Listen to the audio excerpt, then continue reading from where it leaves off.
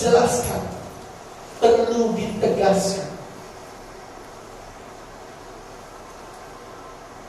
Di dalam konteks apa yang kita belajar ini, Yesus Kristus datang untuk menyatakan suatu apa yang dahulunya dibicarakan dan sekarang sudah terjadi dan terus terjadi. Di luar daripada apa yang dibicarakan dulu dan yang sedang terjadi, itu tidak datang daripada Tuhan. Itu bukan datang daripada Allah. Itu bukan datang daripada firman.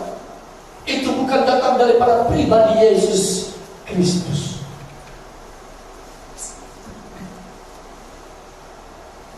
Maukah kita berdiri bersama dengan Yesus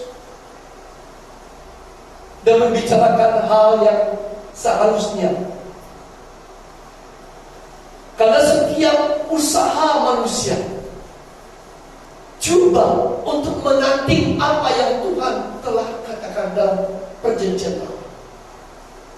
Dan bila Allah datang bicara perjanjian baru, manusia kembali bangkit dan coba berbicara, berdiri sejajar dengan Tuhan, duduk bahkan mengambil kursi yang harusnya diduduki oleh Yesus sebagai pribadi Mesias.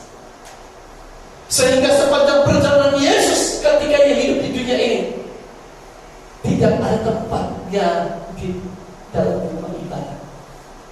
Tidak ada member untuk Yesus. Karena agamawi yang mengambil tempat itu. Konteks pemikiran dan kehidupan agamawi dan perjanjian lama itu juga hidup di awal ketika Yesus datang ke dunia. Sepanjang perjalanan sejarah gereja, bahkan sampai Tuhan datang, iblis tidak pernah berhenti memanfaatkan apa yang pernah dia lakukan dengan berhasil kepada Adam dan Hawa. Adam dan Hawa adalah tokoh gereja yang terunggul yang pertama. Dicipta tanpa dosa, tidak dilahirkan oleh manusia, tidak bermula daripada manusia yang telah berdosa. Tidak ada benih dosa dalam hidup mereka. Mereka diciptakan oleh Tuhan dengan tangannya yang suci dari debu.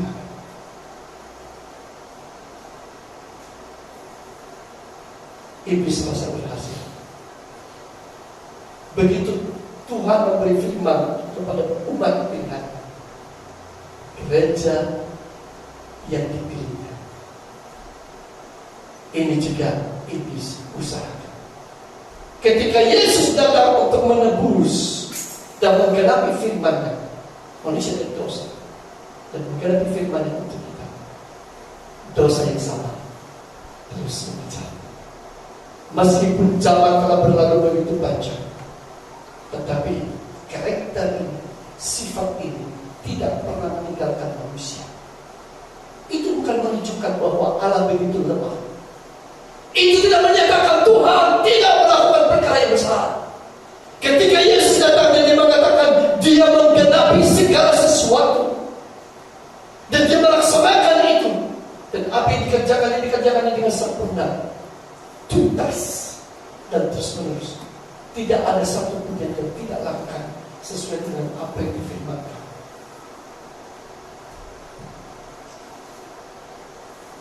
Terpujilah Allah kita. Meskipun iblis terus mengejar, tetapi justru dengan adanya iblis, kemurnian Injil, kemurnian kebenaran, kemurnian diri Yesus semakin dinyatakan. Saya suka menyatakan hal ini kepada kita. Sebenarnya musuh itu tidak perlu kita singkirkan dari pikiran, hati, jiwa, dari hadapan dan telinga dan mana-mana dan diri kita. Karena musuh itu dipakai Tuhan. Musuh itu Anda bisa pakai untuk apa? Supaya membuat kita lebih tepat. Musuh itu menjadi pagar.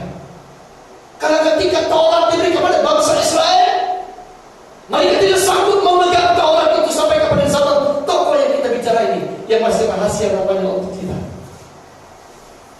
Tuhan kasih mereka 10 hukum. Tetapi 10 hukum itu justru diangkat. Mereka tidak sanggup memegangnya, melakukannya, mentaatinya. Apa yang Tuhan buat? Supaya mereka sadar dan kembali kepada rel yang Tuhan tetapkan, kebenaran yang Tuhan tetapkan. Tuhan mengizinkan musuh menimpa mereka. Ketika musuh datang menimpa mereka, ingat, ada hal yang paling hebat terjadi. Bangsa Israel mulai sujud kembali kepada Tuhan. Jelas? Jika engkau seorang yang malas, seperti saya juga punya sifat malas. Siapa yang tidak ada sifat malas di sini? Angkat tangan. Rajin sejak hatinya itu memang rajin. Rajin cuci kain, rajin cuci piring, rajin kasih bersih, rajin cuci titik. Pokoknya rajin lah. Rajin nonton TV, rajin di handphone, rajin berdoa. Wah, kalau semuanya kita rajin. Yang mana yang tertinggal? Kalau saya rajin berdoa, terus saya tidak sama cuci pakaian kan? Begitu kan? Tidak sama mati, bau busuk nanti jadinya. Akhirnya. Dan diri kita ada musuh karena malas. Jangan takut dengan malas. Oh, malas. Malas lawannya apa? Rajin. Kalau malas nantinya akhirnya akibatnya apa? Taruhlah malas itu di sini. Kalau saya malas, kemarin saya malas, nilai sidang pemeriksaan jatuh kata si Lala. Waktu saya rajin nilai saya matematik naik 70. Waktu saya malas-malas turun jadi 30. Jadi mau yang 70 atau 30 Lala? 100 kan? Iya dong. Oke, simpan jadi malas di sini. Bila kita jalan-jalan, saya malas-malas. Oh, ya saya tahu. Saya tahu. Kau ini bikin saya sadar betapa celakanya kalau saya ikut kau. Oh, amin. Itu baru malas. Bagaimana dengan musuh yang suka ngomong, suka cerita tentang apa tentang diri kita dan sebagainya. Ingat, itu membuat kita lebih dekat dengan Tuhan. Pergumulan, pergolakan apapun sifatnya, itu musuh untuk diri kita. Dan musuh itu membuat kita tepat. Ketika bangsa Israel didatangi musuh, ditindas oleh musuh, mereka mulai dekat kepada Tuhan. Akhirnya mereka menjadi lebih tepat.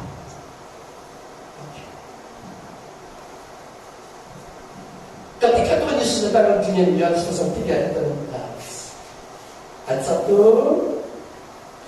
pasal 3 ayat 1 sampai ayat yang ke-21. Nah, kalau kita tokoh ini kan, namanya siapa? Niko. Wah, cantik namanya Niko. Ketika nanti ada anak laki-laki kasih Niko ya, orang pikir orang Inter dengan Niko.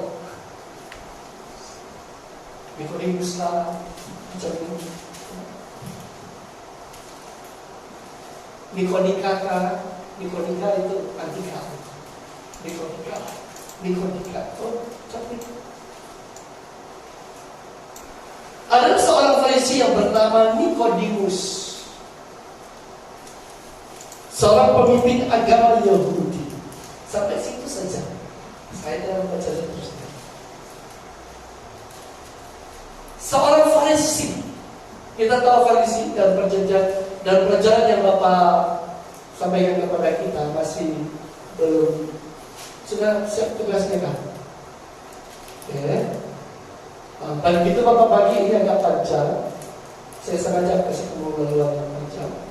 Kemudian nanti kita yang berikutnya, saya berusaha, Bapak berusaha supaya kita dapat mengenal betul tentang tokoh-tokoh musuh-musuh yang memusuhi Yesus pada perjanjian baru, pada waktu Yesus datang, kedua pengajaran-pengajaran yang mereka sampaikan pada waktu itu. Oke, salah satu di padanya adalah berkedudukan Farisi. Farisi, dan dia diberi nama Nikodemus.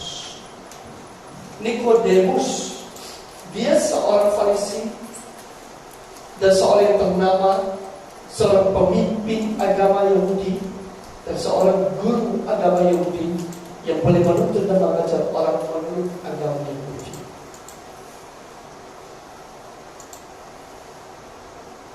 Dia sangat penasaran pada waktu Yesus datang. Dia sangat penasaran melihat apa yang Yesus lakukan. Dan dia sangat kagum dengan segala pengajaran Yesus. Yang tidak pernah dia tahu, yang tidak pernah dia fikir, yang tidak pernah dia mengerti di dalam seluruh hukum yang dia belajar dari abad-abad yang diturunkan kepadanya dari sejak zaman Musa sampai kepada zaman dia.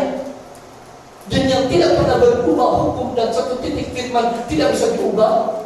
Bahkan dia berusaha dan berhasil mentaati seluruh tata agama ini dan hukum-hukum agama, baik yang tertulis dan yang tidak tertulis secara lisan. Nikodemus seorang yang lengkap, berhasil secara agama. Tetapi ketika dia melihat Yesus, loh kok berbeda? Dalam pikiran Nikodemus ada sesuatu yang mengganggu dia, mengganggu pikirannya, yang mulai menerang pikirannya, membuat pikirannya tadi yang penuh dengan kebenaran ternyata masih banyak ruangan. Seakan ada satu terang yang datang di dalam ruangan pikirannya terisi gitu. Jadi begitu terang itu datang, semua isi di dalam pikirannya, pengetahuannya itu seakan-akan nihil, kosong, tidak ada apa-apanya. Itu sebabnya Nikodemus kagum. Kenapa dia bicara? Saya jadi orang bodoh. Semakin banyak saya mendengar tentang dia, semakin kosong jiwa saya, semakin tidak apa-apa agama saya, semakin tidak ada arti apa-apa keyakinan saya, semakin tidak ada apa-apa yang sudah saya lakukan yang saya ajarkan, semakin tidak ada arti saya punya agama.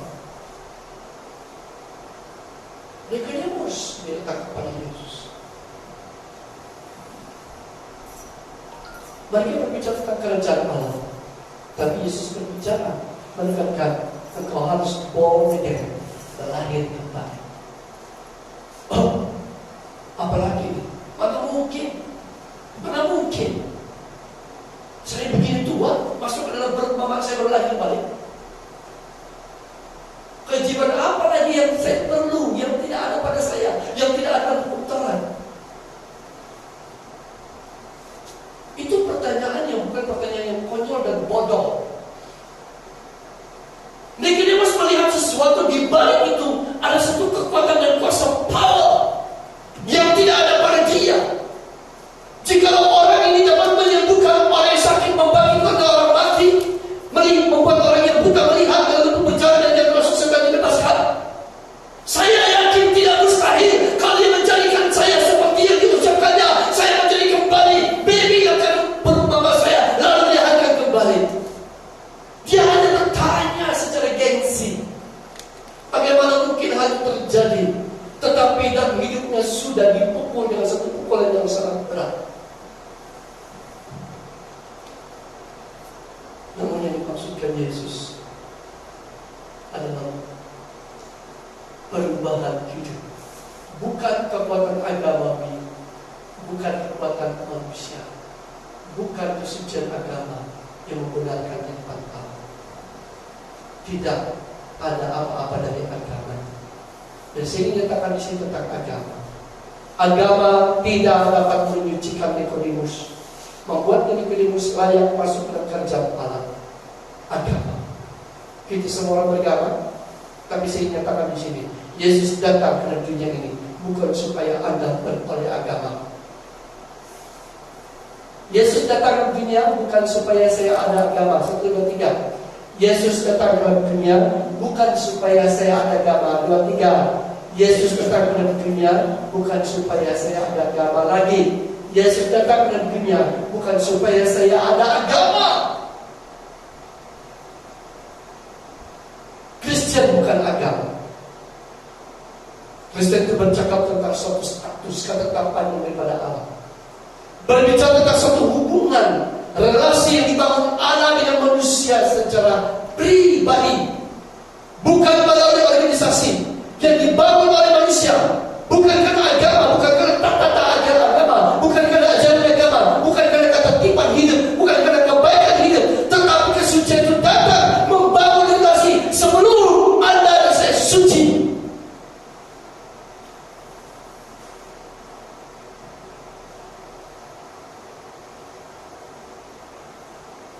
Kalau saya tidak suci, kalau tidak dengar doa saya, betul? Siapa setuju? Kalau saya tidak suci, Tuhan tidak dengar doa saya. Angkat tangan. Wah, siapa tidak setuju? Angkat tangan.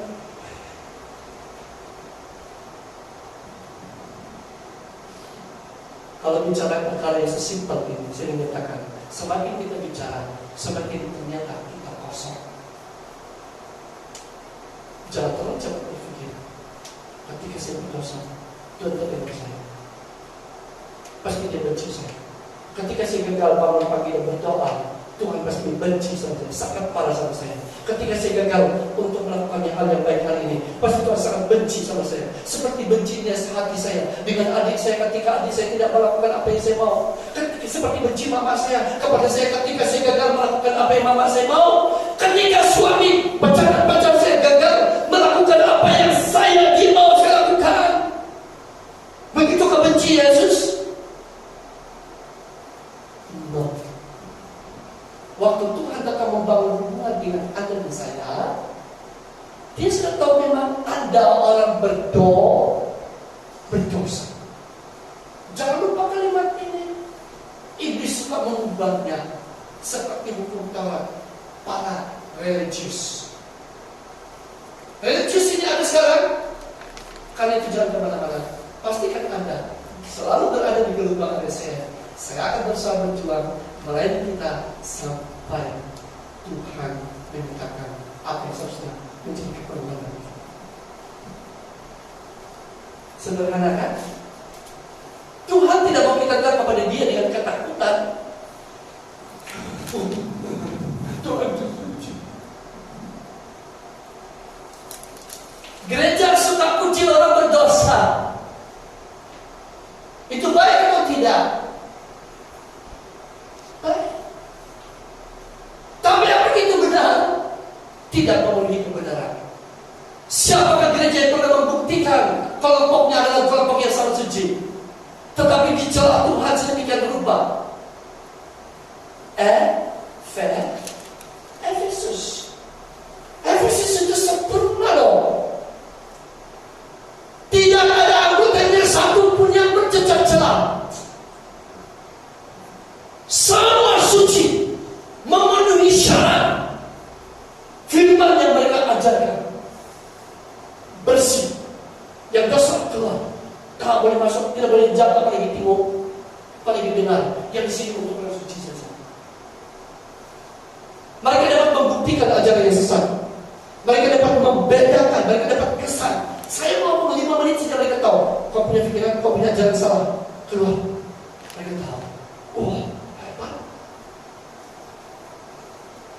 Sangat hebat, sangat suci. Mereka memenuhi segala hukum dengan tepat. Tapi Tuhan bilang, engkau pada jatuh. Hah? Jatuh. Oh Tuhan, bukankah pemain musik kami sangat sempurna? Pemain drum kami semua, kami worship praise. Oh haleluya. Kami punya bahasa sikit rebah, tetapi tidak rebah Tuhan. Sandal baru. Sandal lama. Ada bahasa lengkap. Ada bahasa sandal lama? Ada di gereja sekarang. Sikit. Sudah itu pakai sikit lama. Guna yang Saudara. Daripada sandal lama, belilah daripada yang baru, jadi sandal baru. Kita coba memanggilkan Tuhan. Saya orang Kristen, hai Tuhan. Saya punya doa banyak kali Tuhan. Saya berdoa 6 kali sehari Tuhan. Saya punya doa puasa. Lebih daripada kau ketika kau di dunia Tuhan. Minta maaf Yesus. Ini lebih daripada guru nih. Saya berkorban 1 bulan 5.000 kali. Siang malam saya bicara, tidak pernah berhenti berbuat baik Tuhan. Tuhan, aku lagi. Tapi Yesus berkata, aku tidak kenal kau. Matius 7:1-3. Yesus juga berkata kepada jemaat Efesus, saya tidak tahu kau siapa. Yang saya tahu kau telah jatuh. Karena kau telah meninggalkan kasihmu yang semula. Persoalan di sini di Nikodemus, konteksnya Nikodemus belum punya kasih yang semula. Hari ini kita berbicara tentang kasih yang semula ini, supaya Anda memiliki kasih yang mula-mula dalam diri kita. Sudahkah kita memiliki kasih yang semula, yang mula-mula dalam diri kita? Sudahkah? Bukan kasih mula kepada Dia. Sudahkah kita menerima kasih Dia kepada kita? Kalau kita sudah menerima kasih Dia kepada kita, niscaya engkau tidak akan pernah jatuh cinta di luar diri Dia. Niscaya engkau cinta Dia. Pasti engkau sayang Dia. Apa yang Yesus sayang kau sayang. Apa yang Yesus mau kau pasti mau. Amin. Oh, kau lebih sekali. Makin jelas Kristen kita, makin nampak kita punya Kristen. Nikodemus tidak dapat dibenarkan. Kata Nikodemus, kosong dan hampa. Nikodemus mau putus asa. Dia mau pulang. Dia mau tarik balik semua pengajarannya berpuluh tahun. Tetapi bagaimana caranya?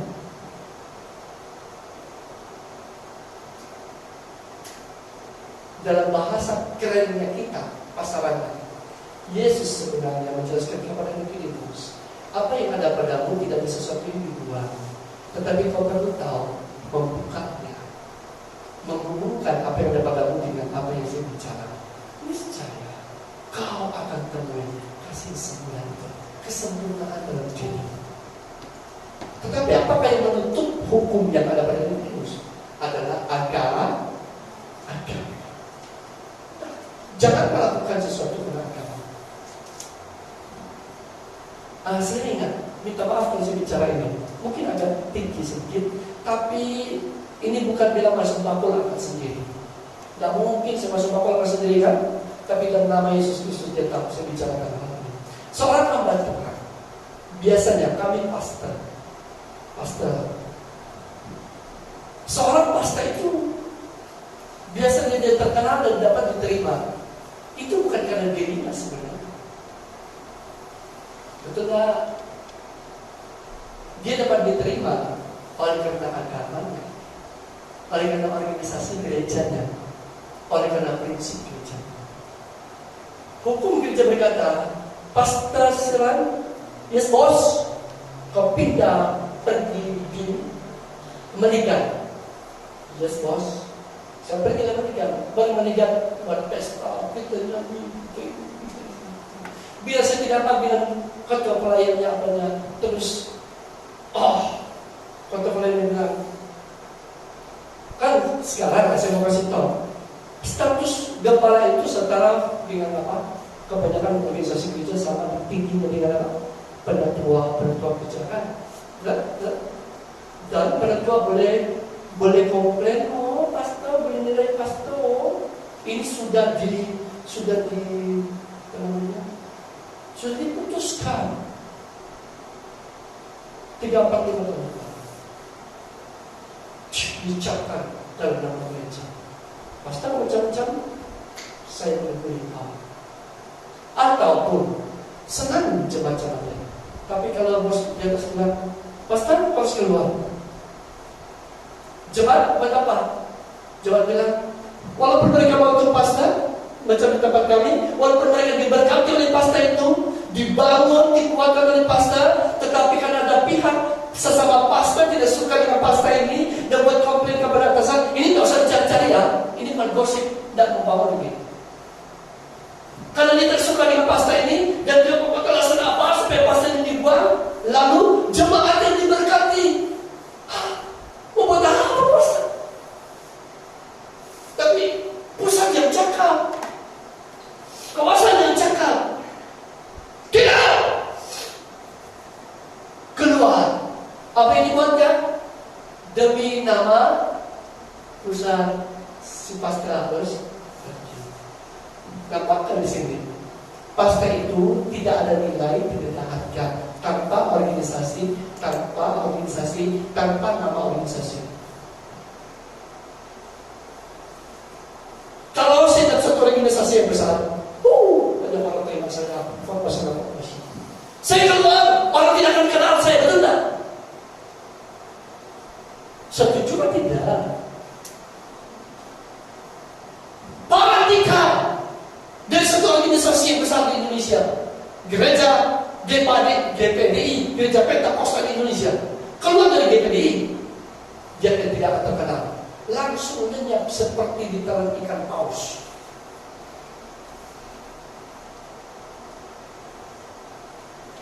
Nikodemus kesuciannya hanya dikenal ketika dia berada dalam agama Yahudi. Itu sebabnya orang pada zaman Kristus sangat takut mengakui kebenaran Yesus dan mengaku percaya kepada Yesus, karena golongan ini yang nanti ada perjanjian baru jangan terbelakang itu, golongan ini sudah masuk dan mengancam hidup mereka. Dan hari ini Injil yang kita beritakan, Yesus datang untuk membangun relasi dengan manusia berdosa, tetapi agama ini coba menutup jalan supaya mereka memiliki relasi, hubungan dan menerima kasih kepada Tuhan. Hari melalui kami, maka kau terima kasih Tuhan.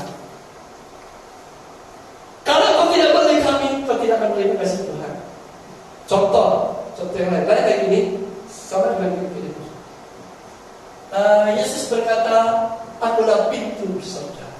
Ayat sini pakai surat pecah tuh. Walaupun video tidak nampak, saya kasih contoh sini. Tuhan Yesus bilang, akulah pintu. Semua cakap, oh Yesus sudah benar, Yesuslah pintu. Datanglah agama Kristian, datanglah RC, Roman Katolik, timur sini, Roman Katolik. Sudah itu gereja Yesus benar. SIB, Anglikan, Basel, Methodist, Pentakosta dan sebagainya. Sekarang kamu timur, nampakkah Yesus? Nampak enggak? Nampak? Nampakkah Yesus sebagai pintu? Gereja yang berseru, I am the way, akulah jalan, akulah pintu. Tidak melalui saya, tidak dapat diterima Yesus. Inilah konsep agama yang menghalang. Yesus berkata, kamu menjadi penghalang orang-orang masuk dalam kerjaan Allah. Hati-hati gereja, hati-hati organisasi. Jika kau berpegang kepada organisasimu, jika Nikodemus berpegang pada organisasinya, dia tidak akan pernah mengerti. Walaupun dia menjadi orang Kristen, dia tidak akan mengerti tentang born again. Mungkin dia tahu, tetapi dia tidak akan pernah mengalami kelahiran baru itu, karena dia tidak menerima yang Yesus bangun. Harusnya mereka bangun untuk datang kepada Allah.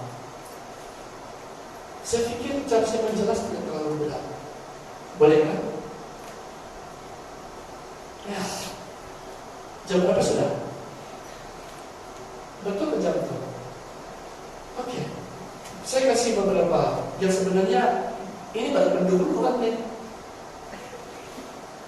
Penduluan untuk Yohanes pasal 3 ayat 16. Kalau kita tidak mengerti ini, kita majelis kita belajar kepada hidup besar kasih Allah. Haleluya. Sudah itu bengkok lagi. Hah? Kenapa saya menangis tadi? Kenapa saya bersuka-cita tadi? Lama-lama kita menjadi orang Kristen yang pernah menyembah Tuhan, banyak mengikut Yesus. Pelan. Karena kita tidak menerima apa yang kita beri. Jika kita terima kasihnya, aku tidak akan pernah mencapai. ketika Pak Andika memberi cintanya kepada pacarnya dulu, sekarang istrinya jalan di hujan badai pun dia tidak akan takut karena dia perempuan itu. Dia tidak takut walaupun dia sendirian kemana-mana. Yang penting tujuan itu kepada Pak Andika atau berbuat sesuatu apa yang dia mau. Ya kan? Oh betul. Kenapa dia terima itu kasih dan itu? Orang percaya bila kita berterima kasih kepada Tuhan, apapun yang kita lakukan untuk Tuhan pasti gampang, dan sulit. Benar kok? Betul. Percayalah. Karena kasih Yesus itu yang membuat dirimu sehingga baru kita ekspresi dia keluar mengalir. Itu yang dikatakan dipakai Tuhan. Itu yang disebut buah-buah Roh Kudus. Bukan kita bersuara buah Roh Kudus. Itu saya harus mengasihi. Saya harus mengasihi untuk melakukan buah Roh Kudus. Maka Tuhan melihat saya ada buah Roh Kudus. Wah, semua orang melihat dia orang tersenyum baik, ada buah Roh Kudus, tetapi di rumahnya bau kudis. Haleluya. Oh, haleluya. Apa kata? Tapi di rumah maki-maki kurang ajar kau. Saya benci betul begini. Benci tak itu. Yang itu ada kita faham.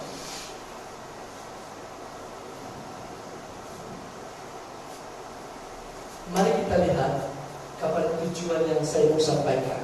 Ini belum habis ini dia punya pendahuluan yang tapi saya potong di sini dulu.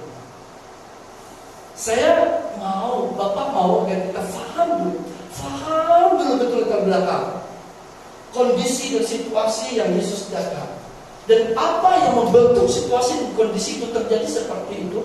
Kereta manusia terjadi seperti itu. Kita pasti lihat jauh ke dalam ke belakang. Dan ketika Yesus datang di sana, mengapa sampai puncak kejahatan Yesus disalibkan? Dan apa kontekstualisasinya dengan hidup kita, dengan budaya kita, dengan kepercayaan kita, dengan iman kita, dengan perbuatan baik kita hari ini, dengan ibadah kita, dengan segala sesuatu. Bukankah banyak yang menuntut, kenapa tidak ada mujizat?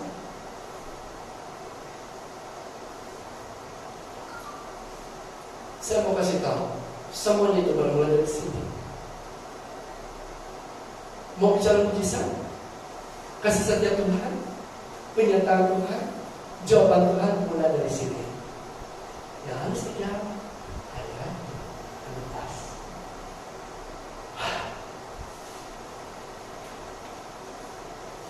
Ini saya karena kalau orang hanya baca ayat ini baru dia rasa sudah sempurna.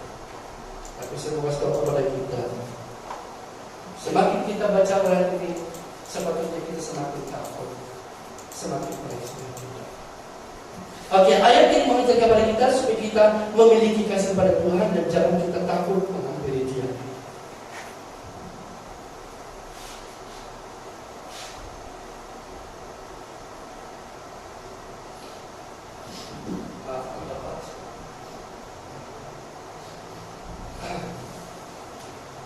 Mari kita baca ayat ini yang ke-13. Saya tidak kasih habis tuntas dia, tapi saya akan beri beberapa besar. Saya akan ulang beberapa supaya lebih jelas. Saya akan ajar secara sepintas selalu dulu. Saya akan ulang kembali lebih mendalam. Yohanes 3:16 ayat yang kita sudah hafal. Sudah dihafal tetapi kurang relevan kalau begitu. Kurang menyatu, kurang berkuasa, akan kurang. Karena kurangnya akhirnya orang Kristen terus mencari lagi. Karena agama bilang ini dan itu kau buat untuk mendapat, itu dan ini kau lakukan untuk mendapat. Kau akan dapat hadiah. Ingat, kita percaya bukan untuk mendapat hadiah. Kita melakukan sesuatu bukan untuk mendapat apa-apa. Karena justru sebaliknya, karena Anda mempunyai maka kau dapat melakukan. Engkau tidak memberi apa-apa jika kau tidak punya. Itu prinsipal kita.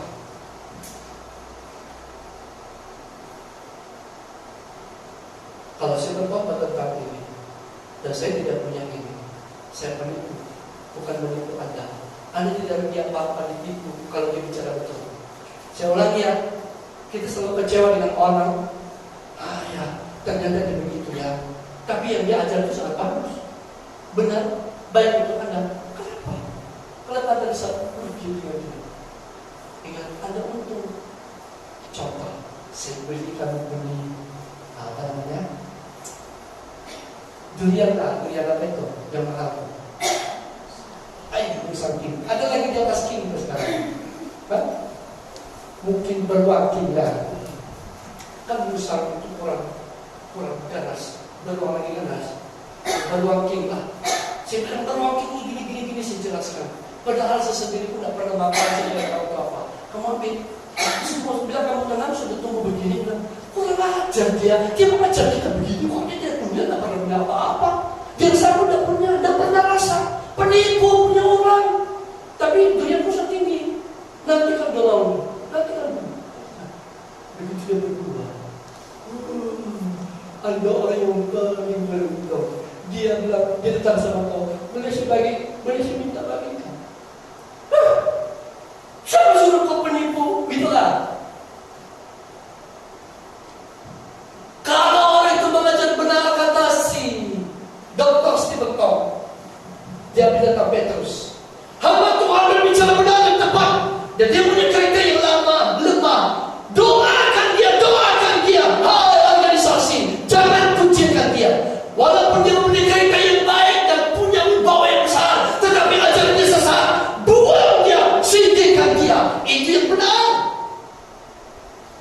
Tetapi kita gereja agama suka mencari orang yang berwibawa dan berbicara sedap, didengar, enak didengar, betul kan? Punya wibawa, alhamdulillah. Apa kabar anak-anakku semua? Kamu baik. Bila jumpa di kedai, jumpa pendeta. Tapi bila kamu jumpa seperti saya di kedai, saya pakai selimut jepit. Selalu saya banyak koyak-koyak, kali gigit anjing. Ada di rumah saya pakai kerja. Hari-hari saya pakai itu. Cuci ganti, itu juga saya pakai tadi. Saya kasih kering malamnya, besok saya pakai lagi. Kalau mau jumpa bapak di kedai pada hari-hari saya kerja, ingatlah, kau tidak kenal saya. Barangkali kemarin mengaku saya. Lalu saya segan sama bapak. Mungkin ada pacarnya si Jen dia pacarnya. Abang Jen siapa? Itu pada saya. Dia tidak mau mengaku saya pastornya. Kenapa? Saya pakai selipar jepit. Walaupun kerjaan saya bagus, kalau tidak wibawa, ya itu Pak. Ada orang begitu kira-kira macam ada orang tiga.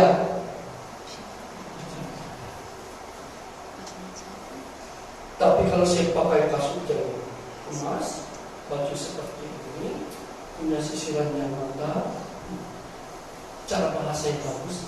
Oh jadi apa jadi? Pasti pacarnya belum lagi ngomong pacarnya. Ini pastor saya, pendeta saya, haleluya. Kasihan. Siapa yang paling bodoh di situ kira-kira? Kita sendiri. Kita tinggalkan cerita ini. Kita kembali kepada Yohanes 3. Kita baca dan masih relevan ke ayat sama kita. Ada pengaruhnya kah? Ada rasa kagum, ada tajam lagi di hati kita. Kalau belum, kalau sudah tidak lagi, itu berarti kita belum memiliki kasih yang semula. Kerja rumah, pulang rumah, cek balik. Baca-baca dia, siapa sebenarnya saya Tuhan? Siapa sebenarnya Tuhan? Ada saja, ini bukan sekedar bodoh, ini bukan ajakan bodoh. Yohanes 3:16. Ayo kita baca. Wah, ada. Kita baca dengan hormat. Kagum. Apa yang dibuat kepada kita? Tuhan mulia. Karena begitu besar kasih Allah akan dunia ini, sehingga Dia mengaruniakan anak yang hidup dalam, supaya setiap orang percaya kepada Dia tidak binasa, melainkan beroleh hidup. Kita ganti kata dunia ini dengan diri kita. Bukan supaya setiap orang, supaya saya yang percaya, ya, ganti dengan saya. Boleh? Iya. Karena begitu besar kasih Allah akan saya ini, sehingga Dia telah menurunkan anaknya yang tunggal, supaya saya yang percaya kepadanya tidak binasa, melainkan beroleh hidup yang kekal. Muliakan Tuhan. Ini perkataan yang agung, dan segala pengajaran dibangun di atas Dia, dan tindakan Allah dibangun atas ini juga. Dan segala pengajaran apapun tidak dapat menentukan ayat ini. Perasaan apapun tidak dapat menangkis semua kerentangan ayat ini di hatinya. Begitu ayat ini dia dengar, maka segala pengajaran dalam hatinya akan terganggu. Segala pengertiannya yang sia-sia itu, yang menjadi kekuatannya sebelum itu, akan diganggu, akan dikacaunya. Karena kebenaran itu akan membuktikan setiap kepalsuan dalam diri. Kepalsuan itu membuat kita rasa takut. Kepalsuan pendirian itu, kuasa yang membawa kita sebelum ini, dia akan gentar. Begitu dia gentar, kita akan mulai takut yang pendirian itu. Kalau ayat ini tidak mengganggu gereja, doktrin, pendirian, prinsip gereja akhir zaman ini, itu bermakna gereja itu belum memiliki kasih yang sebelah.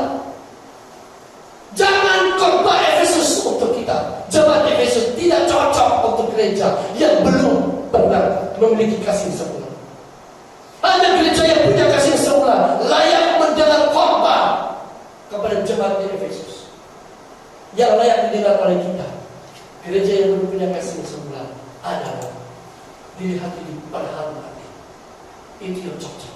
Suap-suap buku juga tidak cocok karena kita belum memiliki kasih yang semula.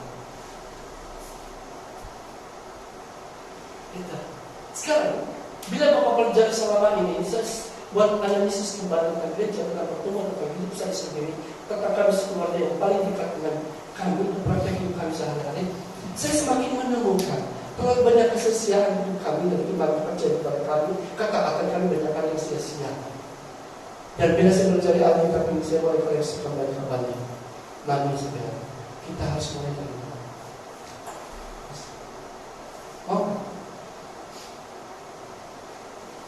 Saya pertama pada di ACCT. Kembali mulai pada titik pertemuan. Jika tidak kembali ke situ, aku tidak akan mendengar. Berdiri beberapa majelis gereja. Oh, pastor, kalau pastor tidak lihat bangunan ini, begitu dengan jemaat, apakah sia-sia kamu telah berbuat selama ini? Apakah sia-sia yang kami kerjakan? Apakah semua pelayanan kami sia-sia selama ini? Saya katakan, saya tidak katakan apa-apa tentang apa yang kau buat. Tapi saya ingin katakan, siapa kau dilakukan saja. Tapi begitu kau melihat mengerti, tidak ada perkara yang sia-sia. Saya berusaha untuk membentukkan kembali kekristenan kita di sini. Jadi kalau ada mau dipakai Tuhan memberkati sesama kita di sidang di mana kita ada kampung sahabat kita, tolong kita. Saya katakan jangan main-main dengan gereja. Gereja itu bisa menjadi pahlawan yang sosial, organisasi. Dan dia juga tidak memberi jaminan apa-apa tentang dirinya. Apapun yang pernah kita buat, back to the Bible. Itu sudah bahasa Inggris, back to the Bible. Tetapi satu itu kembali kepada saya yakin jika orang benar-benar mengerti, dia tidak akan pernah menjadi orang Kristen dan tidak ada masalah yang dia tidak suka.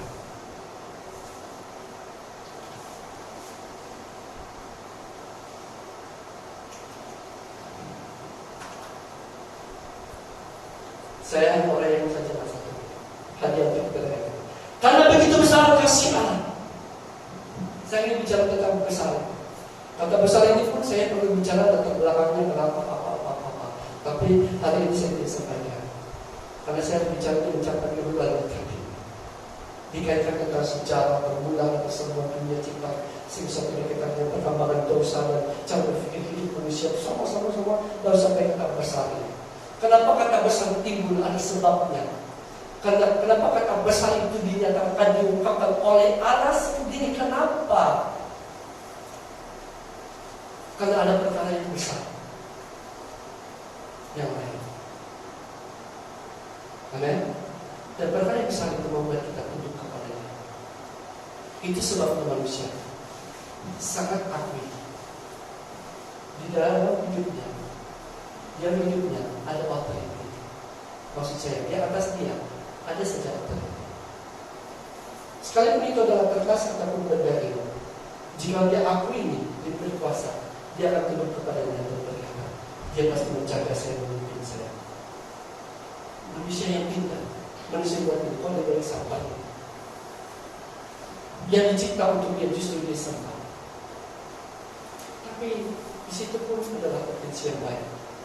Potensi manusia itu mau menjaga. Tidak usah jelek-jelekin dia. Kata, kau bocor, kau goblok, apa yang salah. Tapi cungkirkan potensi gitu, supaya itu hidup dan sampai yang lain terdapat. Amin. Amin. Kalau begitu besar kasih Allah, kata besar di sini adalah berbicara tentang hal yang di luar kebesaran kasih Allah. Yang dinyatakan, maaf, di luar kebesaran kasih Allah yang Allah berikan, yang Allah lakukan, tidak ada jalan manusia bisa mendekat kepada Allah atau datang kepada Tuhan. Waktu saya merenungkan firman ini, inilah yang saya tahu.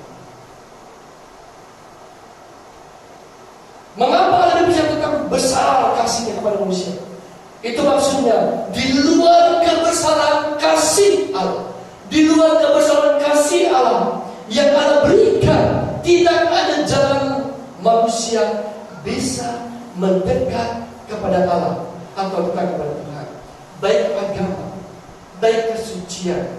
Justru kesucian kita, perbuatan baik kita, kata Yesaya, seperti kain kotor, tidak ada nilai apa-apa.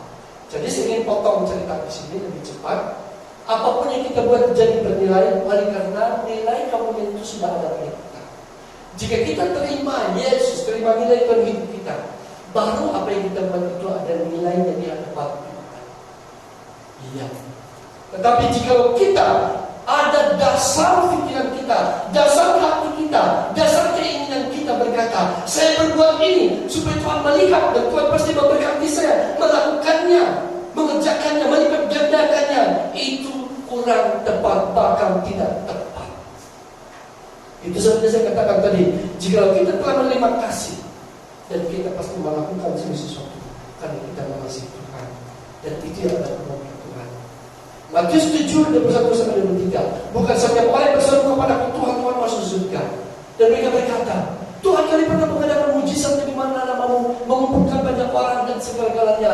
Tetapi kami berkata, aku tidak pernah mengenal kamu. Aja daripada kamu dan ia daripada wahai kamu sekalian membuat kejahatan. Kenapa Tuhan berbicara begitu? Karena mereka tidak ada relasi dengan Tuhan. Perbuatan baik mereka tidak lahir pada Tuhan, tidak dibangun dan keluar daripada dasar kasih yang dibangun oleh Allah dalam kehidupan mereka. Ya, namun saya tutup di sini. Namun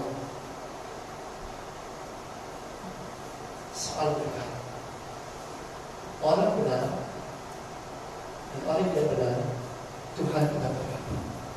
Saya ulangi mengulang sejenak. Ketika manusia jatuh dalam dosa, Tuhan mencabut kemuliaan daripada manusia. Tetapi ada perkara yang Tuhan tidak cabut dari Tuhan, dari manusia. Apa itu?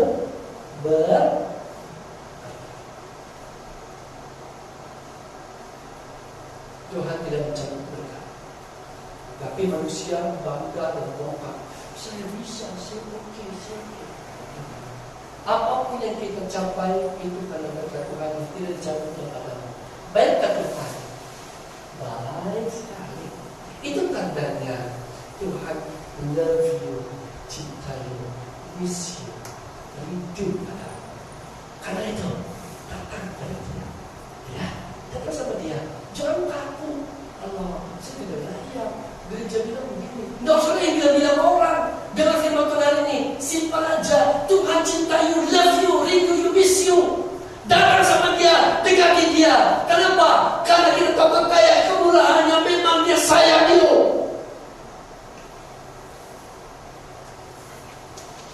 Sebelum kau mau dia sudah mau kau.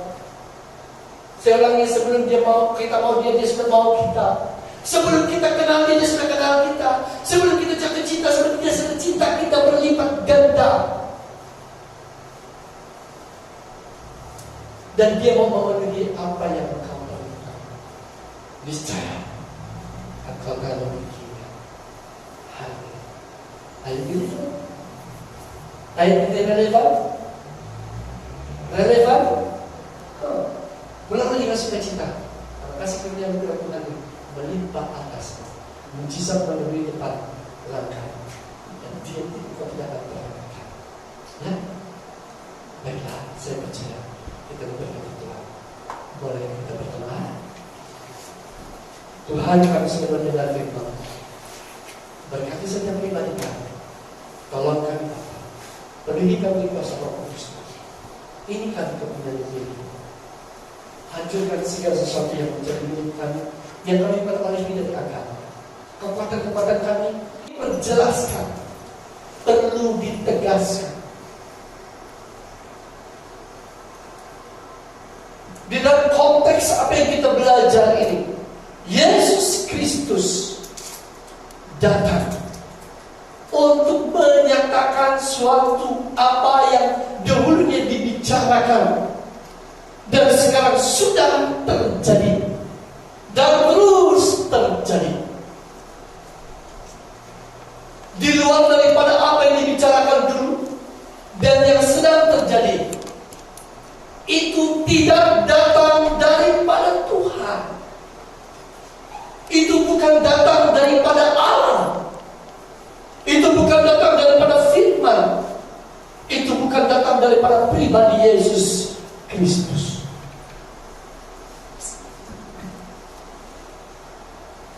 Maukah kita berdiri bersama dengan Yesus dan membicarakan hal yang seharusnya?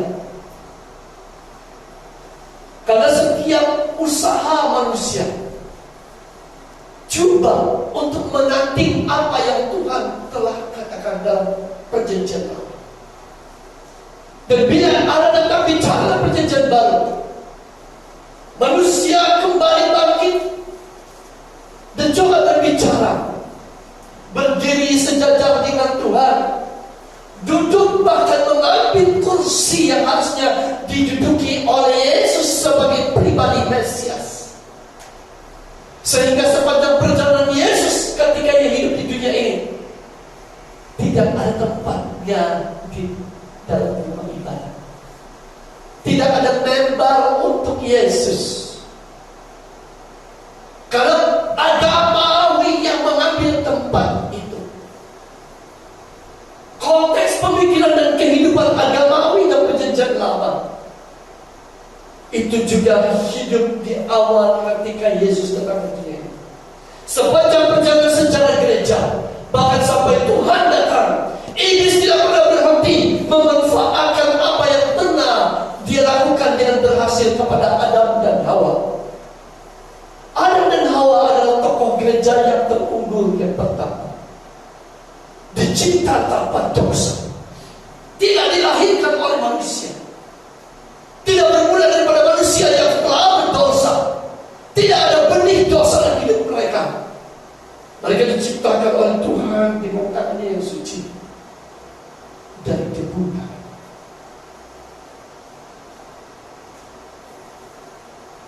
Iblis merasa berhasil. Begitu Tuhan memberi firman kepada umat pilihan, gereja yang dipilih, ini juga iblis usahakan.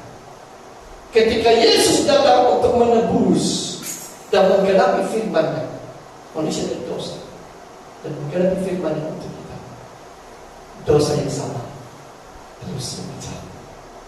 Meskipun zaman telah berlalu begitu panjang, tetapi karakter ini, sifat ini tidak pernah meninggal.